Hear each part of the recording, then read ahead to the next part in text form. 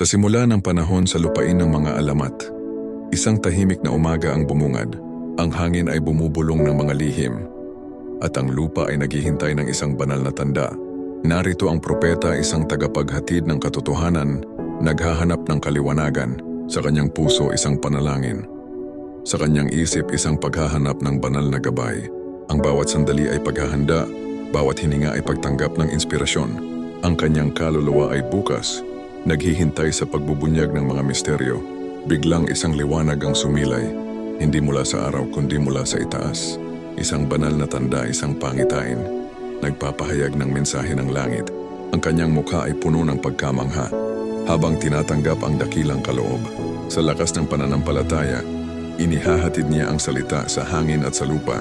Ang kanyang tinig ay umaabot sa mga naghahanap, sa mga uhaw sa katotohanan. Nagtitipon sila, nakikinig sa bawat salita, bawat pahayag ng banal na plano. Dahan-dahang pagpan sa mga mukha ng mga nakikinig na nagpapakita ng pag-unawa. Ang kapayapaan at pag-asa ay sumisibol sa kanilang mga puso.